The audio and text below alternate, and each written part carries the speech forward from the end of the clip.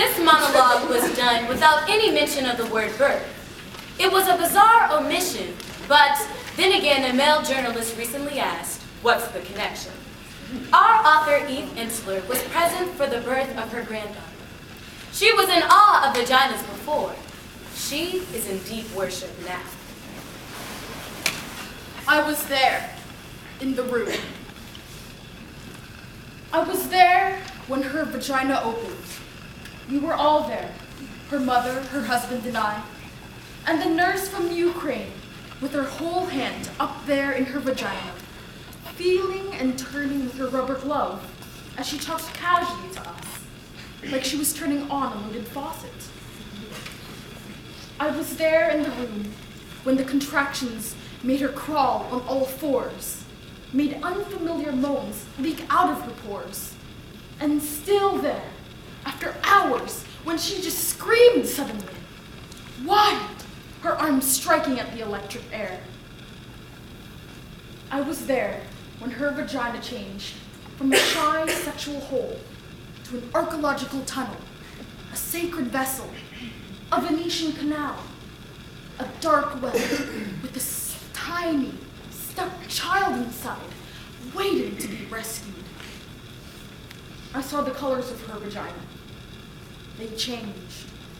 Saw the bruised, broken blue, the blistering tomato red, the gray pink, the dark. Saw the blood like perspiration along the edges. Saw the yellow, white liquid, the shit, the clots, pushing out through all the holes, pushing harder and harder.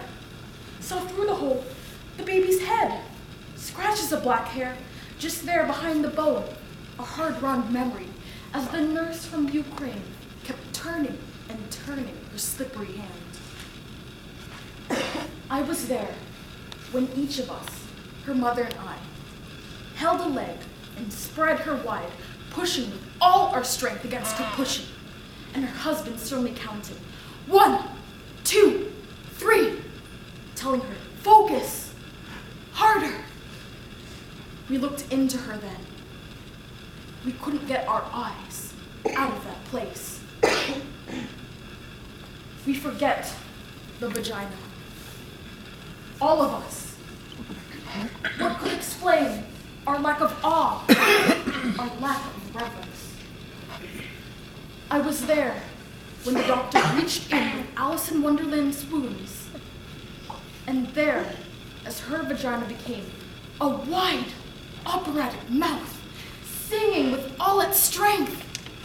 First, the little head, then the gray floating arm, and then the fast swimming body swimming quickly into her weeping arms.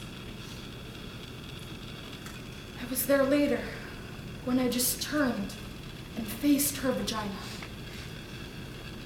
I stood and let myself see her completely exposed, mutilated, swollen and torn, bleeding all over the doctor's hands, who was calmly sewing her there. I stood, and suddenly, her vagina became a wide, red, pulsing heart. The heart is capable of sacrifice. So is the vagina.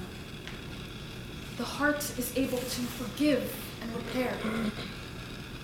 It can change its shape to let us in. It can expand to let us out. So can the vagina. It can ache for us, and stretch for us, die for us, and bleed us into this difficult, wondrous world. I was there, in the room.